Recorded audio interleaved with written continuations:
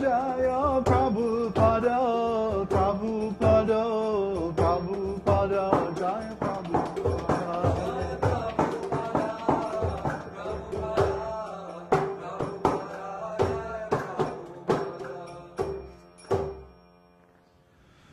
Jayam Vishnupad Paramahansa Parivrajacharya Ashatara Shata Shri Srimad His Divine Grace A.C. Bhaktivedanta Goswami Maharaj Srila Prabhupada Ki Jai. Srila Prabhupada Ki Jai. His Divine Grace Srila Prabhupada Ki Jai.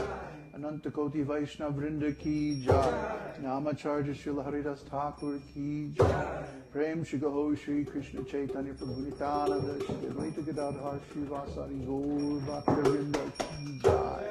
Shri Shri Radha Krishna Gopa Gopinath Shama Kund Radha Kund Giri Govardhan Ki Jai. Shri Vrindavan Dham Ki Jai. Shri Mayapur Navadvip Dham Ki Jai. Shri Jamuna Mai Ki Jai. Jalangi Mai Ki Jai. Ganga Mai Ki Jai. Bhakti Devi Ki Jai. Tulsi Maharani Ki Jai. Gaur Premanandi. Oh, all glories to the assembled devotees. All glories to the assembled devotees. All glories to the assembled devotees. All glories to Shri Shri Guru Gauranga. All glories to Srila Prabhupada. All glories to Bhakti. Vishnu Padaya Krishna Padaya Guru Srimati Bhakti-rasāmṛta-sindhu. Namaste Saraswati Devi Gauravani Pacharya Shri Shri Srinivasa. You planned that. No, it's spontaneous.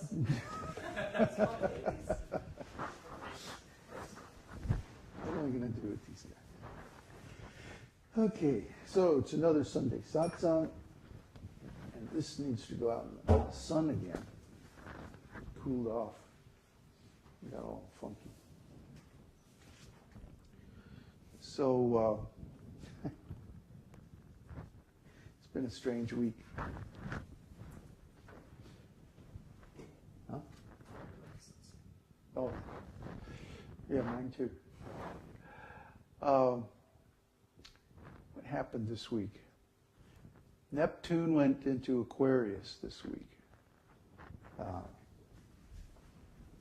And people say that Vedic astrology doesn't include the outer planets, Uranus, Neptune, and Pluto. But actually, it does include them as higher harmonics of Mercury, Venus, and like that. So we recognize that the higher planets do have an influence. Once you become attuned to them, you can feel their influence. And the influence is certainly registered on the public, especially in terms of spiritual things, subtle things. Whereas the inner planets may have a lot of influence on ordinary, mundane kind of things. The outer planets have more influence on subtle things. For example, Mercury.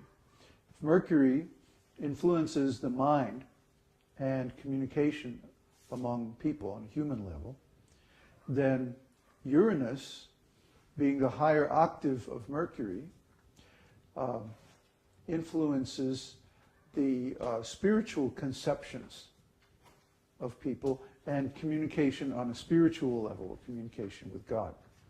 That means that the position of Neptune and the transits that it engages in will influence the conception of religion, of spiritual life. And we just saw, for example, a nice transit of Saturn opposing Uranus. Saturn opposing Uranus always means something old and something new. Something borrowed, something blue. But Saturn is the old, the conservative, the traditional, the usual, the normal, and like that. And Uranus is always the new, the unexpected, strange, the unanticipated, innovation, in other words. So whenever we see that, we know something is going on in society that's new. The last time we saw it was back in the 60s, early 60s. And of course, back in the early 60s, what happened? There was a tremendous revolution of public opinion away from the old traditional values and towards a whole new set of values, which have pretty much now been accepted or become gradually accepted as mainstream values, even though there's still a conservative section of society that doesn't embrace them. The spiritual, philosophical, social values that were born in the early 60s have now become the values of a sizable part of our population, which is generally called the baby boomers, because they were at a formative age around that time. Similarly, now another series of oppositions of Saturn with Uranus are occurring. The last one happened, was it back in October or November? And we just had another one the other day. And then it's going to happen one or two more times over the next year or so.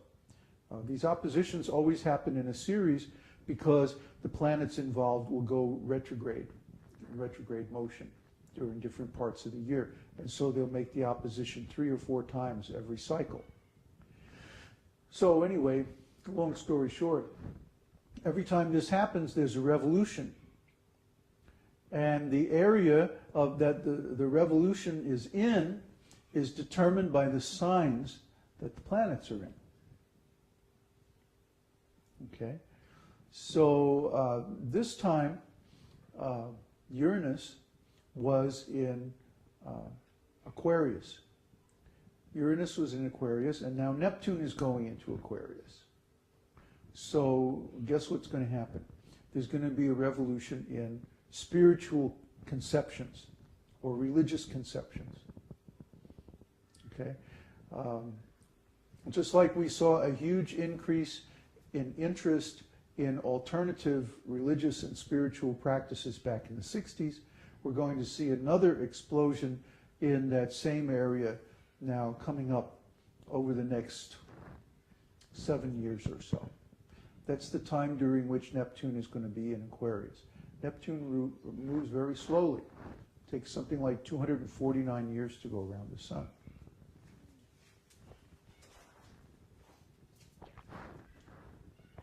So, of course, that includes 2012.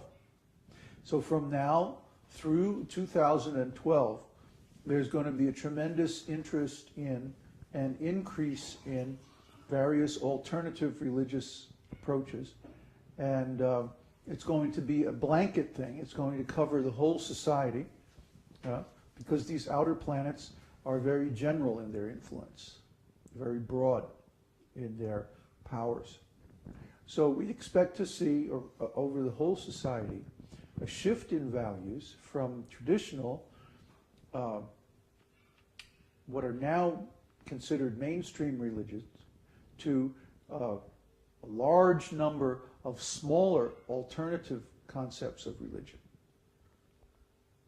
And some people will think, oh, this is bad, because now we already have so many different sects of Christianity, for example, or Islam, or any of the major religions. And that means we're going to have more. Well, yeah, and actually that's a good thing. That's a good thing. Competition always means an advance in any particular area. It always means that there are going to be different belief systems rubbing up against each other, and the best ones are going to prevail. For example, we can look at it in the computer area, for example. For a long time, Microsoft Windows was the dominant operating system or software platform. And basically, this was a huge consolidation because before that, there were many different systems. And all of them were in competition And what this meant was there was a tremendous amount of technical advancement in the 60s and 70s. And then Microsoft Windows became dominant. And what happened? Advancement slowed to a crawl because they had a de facto monopoly. But then what happened now, they're gradually losing their grip because of all the new internet applications and mobile applications. And so all these little companies are starting up again.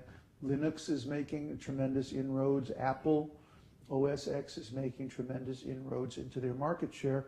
They're losing their de facto monopoly. And the result is going to be a higher degree of innovation, a higher pace of change. Similarly, in religion, the major religious conceptions all based